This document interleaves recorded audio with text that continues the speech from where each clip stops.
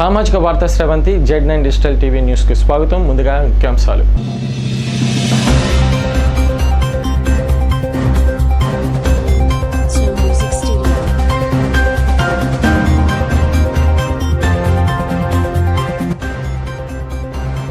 యుద్ధ భూమిలో వీరమరణం పొందిన తెలుగు తేజం మురళీ నాయక్.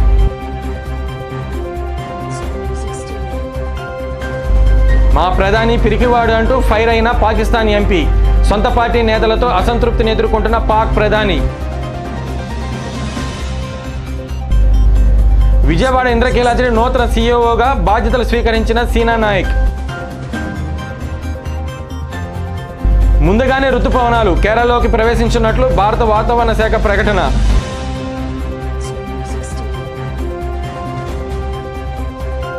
కోరంట్ల మండలం పుట్టగుండపల్లి తండాకు చెందిన జవాన్ మురళీ నాయక్ వీరమరణం పొందారు.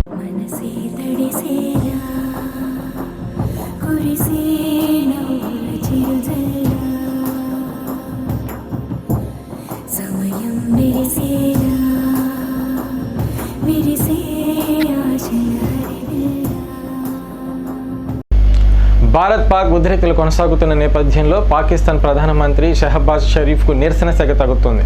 గురువారం ఓ పాకిస్తాన్ ఎంపీ పార్లమెంట్లో మాట్లాడుతూ షహబాజ్ షరీఫ్ పిరికివాడంటూ ఆగ్రహం వ్యక్తం చేశారు. इंडिया के इन मामलात के ऊपर एक स्टेटमेंट नहीं आई.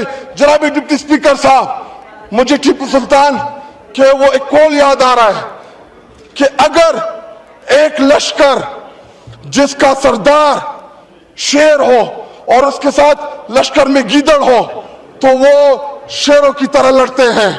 अगर शेरों का लश्कर उसका सरदार गीदड़ हो तो वो नहीं लड़ सकते, वो जंगे हार लेते हैं.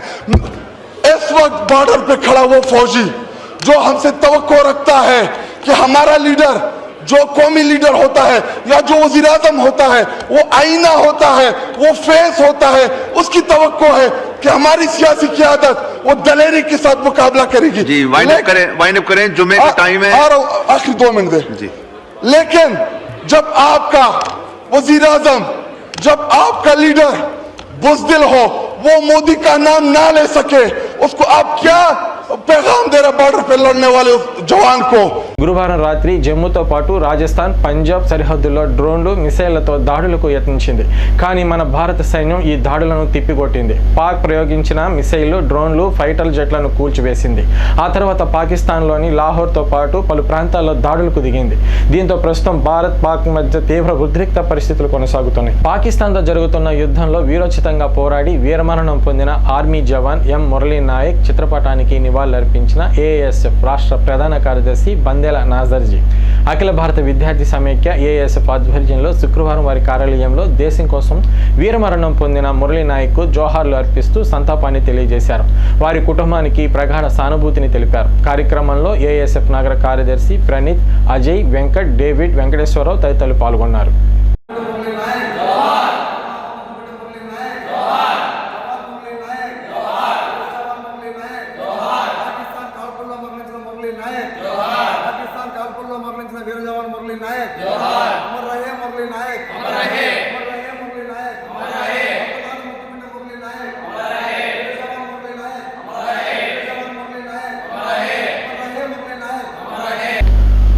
ముందుగానే ఊహించినట్లు నైరుతి రుతుపవనాలు కేరళలోకి ప్రవేశించనున్నట్లు భారత వాతావరణ శాఖ IMD అంచనా వేసింది. ఇందులో భాగంగా ఈ నెల 13న రుతుపవనాలు అండమాన్ సముద్రంలోకి ప్రవేశిస్తున్నట్లు IMD ప్రకటించింది. పాకిస్తాన్తో సరిహద్దు ఉన్న రాష్ట్రాల్లో హై అలర్ట్ను ప్రకటించారు. జమ్మూ కాశ్మీర్, రాజస్థాన్, పంజాబ్, గుజరాత్లోనూ హై అలర్ట్ను ప్రకటించారు.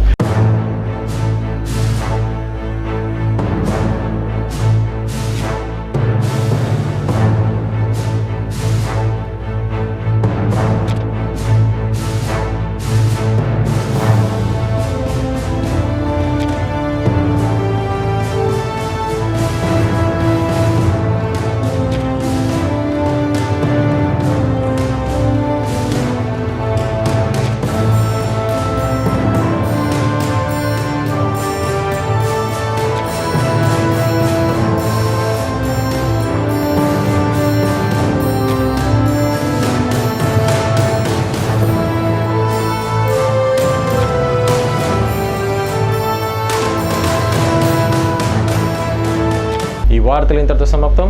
Stay tune with Z9 digital TV for unlimited entertainment.